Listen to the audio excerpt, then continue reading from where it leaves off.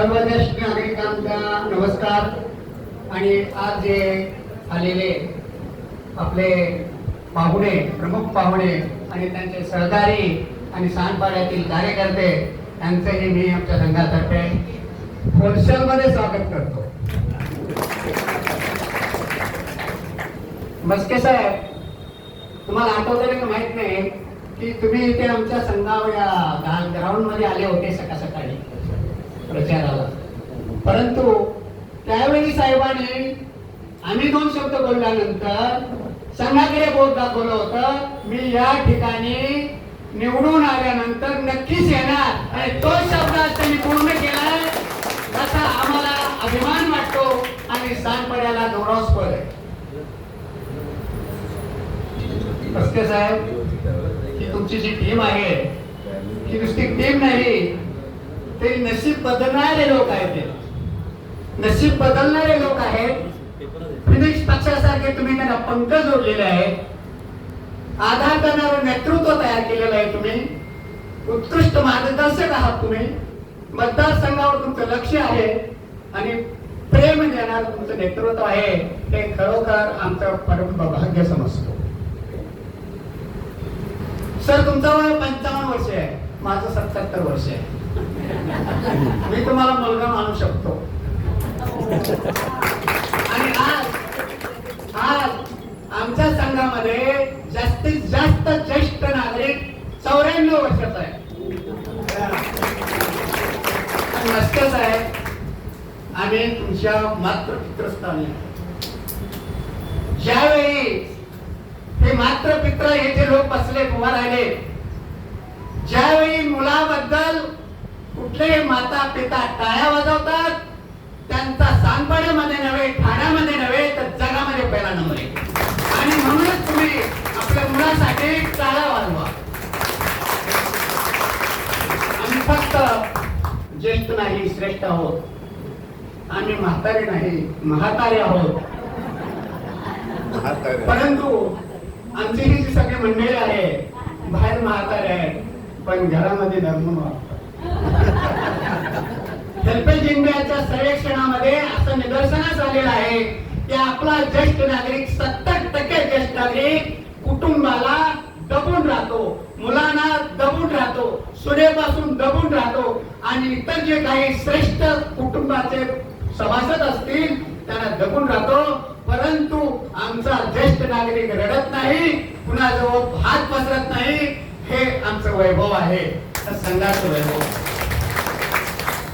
त्याचबरोबर सर, शेतीष्ट बघा, हे सगळे प्रेम करणारे लोक आहेत. म्हणून आता मी इथं उभा आहे, प्रेम देणार म्हणून इथं आम्ही उभा आहे. आणि तुम्ही तर प्रेम दाखवलंच आहे. आमचे वास्कर साहेब, कार्यसम्राट अविनाश जाधव, नम्र नेतृत्व, सातत्य टिकवणारे, बोलणं किती गोड. असं वाटतं की हा माणूस कुठे संस्कार घेऊन आला. ज्या ज्यावेळी भेटेल, त्या ज्यावेळी फोन करेल की आमचं टेन्शन गायब. आणि संघामध्ये आले तर संघाच्या लोकांचं टेन्शन काय. अशा पद्धतीचं हे नेतृत्व आहे. नेहमी मदत करण्याची हौस.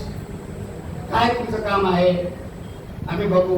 बरेच लोक आहेत तिथे, विसारी लोक आहेत, आपले कार्यसम्राटी आहेत. आता मार्केट साहेबांची आत्ताच ओळख झाली आहे. अजित सावंत तर उभा राहिले तर आम्हाला आपली छाती बरोबर की आमची दोन्हीच वाटते सर.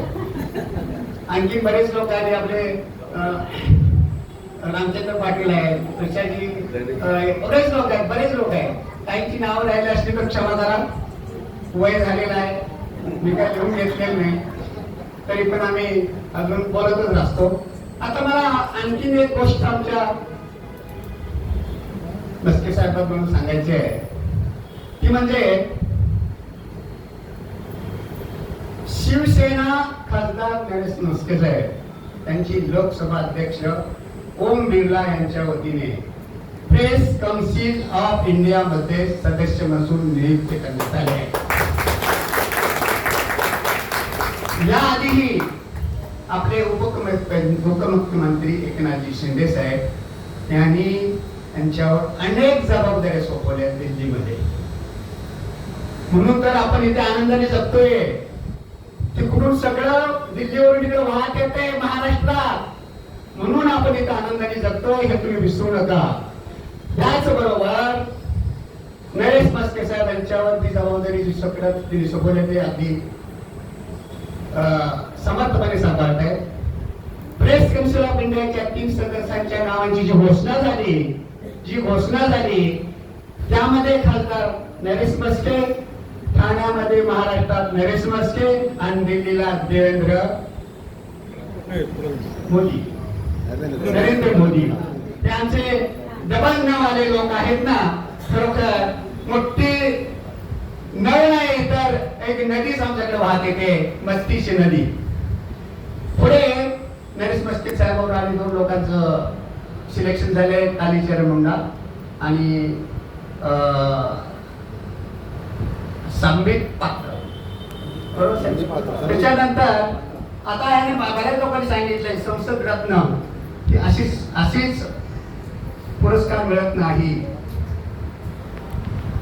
आमच्याकडे काही मौनी खासदार होते, मला वाईट वाटतं बोलायला, आमच्याच तालुक्यातले उदयसिंगराव गायकवाड मौनी खासदार म्हणून पेपरला जाऊन वाईट वाटायचं. आम्ही त्यावेळी हायस्कूलला होतो, कॉलेजला होतो. परंतु साहेब तुमचं काहीतरी कार्य आहे, काहीतरी कर्तृत्व आहे, काहीतरी नेतृत्व आहे, काहीतरी खेचून आणण्याची ताकद आहे, बोलण्याची शक्ती आहे, म्हणून ते संसद रत्न पुरस्कार मिळालेला आहे.